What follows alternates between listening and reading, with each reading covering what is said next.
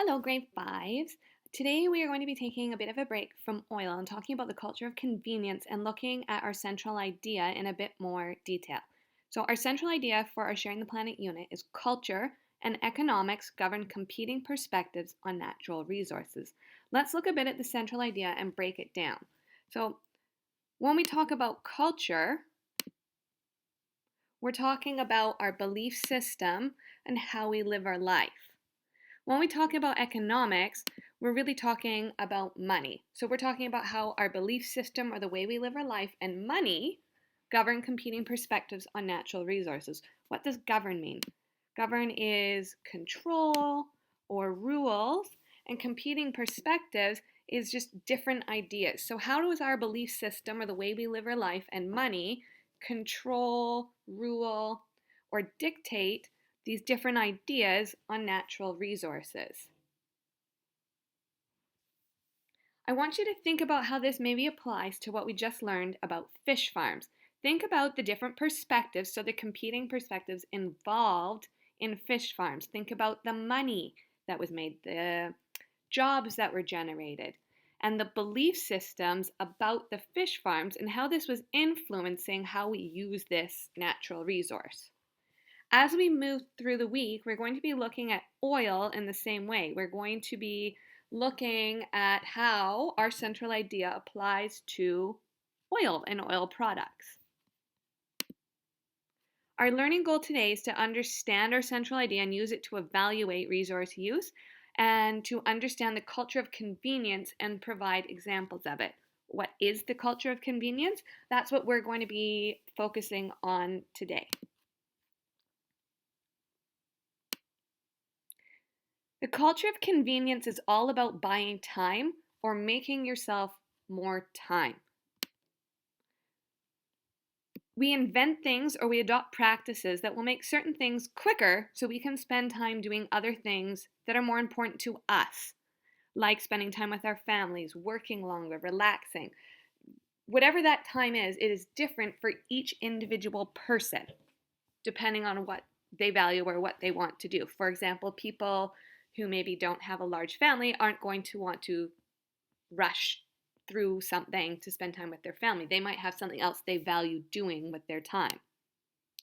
So, an example is cooking, especially when you need to make all the ingredients from scratch. This can take a very long time. So, things like pre made food were created, such as Kraft Dinner, tomato sauce in a jar or a can, noodles in a box that we just have to boil, instead of making all of the noodles from scratch, or like cookies that you can buy in a package at the store. The interesting thing about the culture of convenience right now is that many of us are finding we have quite a lot more time right now due to being home because of COVID. We're finding that we are able to do some more things like cooking and baking things from scratch. Another example of the culture of convenience and an item created is like disposable forks or spoons that you might get if you get takeout food, or if you were to go eat at a food court, or if you were just out and about during the day and you stopped somewhere to eat. This makes life easier because you don't have to remember to pack utensils with you when you're leaving the house, and you don't have to carry them around with you when you go places, and then you don't have to wash them. So it's buying you that time of not having to think in the morning, what am I going to be doing during the day? Do I need to bring this with me? Then it is buying you time later in the day because you don't have to worry about carrying these things around, bringing them home, and cleaning. Some of you may think this sounds crazy because you carry your fork and spoon with you everywhere. But if you think back in time, this wasn't always the case. Time is the greatest gift. It's the time to spend what you feel is the most important to you, and it is different for everybody. Today you're going to watch one video and complete a worksheet. The activity is going to be about the culture of convenience, and the video will be about the opposite. It's about a zero waste lifestyle. Before you watch the video, we want you to complete the culture of convenience sheet. You may need to talk to your family or a friend to help you out with it. And then we would like you to comment on the blog when you're done everything today about how the lifestyle in the video is different from a culture of convenience. If you're still unsure about what the culture of convenience is, the worksheet should help you understand. It's really just about things that are helping you or things that are helping people find more time to do what they want to do by making other parts of life easier and faster. So, for example, you're going to be filling out this sheet today where you're basically looking at an item and explaining how it makes somebody's life easier, what somebody gets in return, like, for instance, time, and some problems that could be related to the environment. There is not one right answer. It's whatever you think. And some of these things may not apply to you. For instance, eating in a restaurant. I don't often eat in a restaurant because I'm allergic to everything. I also don't get takeout food because I'm allergic to so many things. I also don't use disposable forks or dishes. But I want you to think about, in general, how this makes life easier for other people and what somebody would get in return. So we are asking you to use your thinking skills and to take on perspectives that are not your own. So let's look at an example together.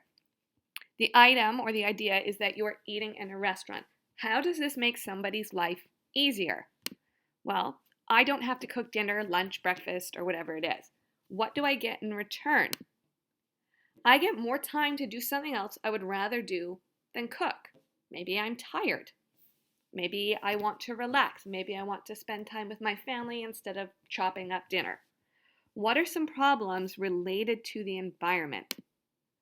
It can take a lot of energy to get all the food to the restaurant. That's just my thinking. You might have a different idea.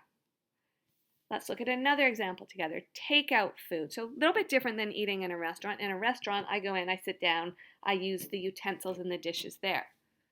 With takeout food, how does it make life easier?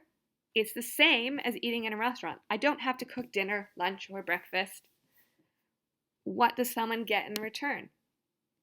Same thing again. I get more time to do something else I would rather do than cook. Some problems associated with this related to the environment.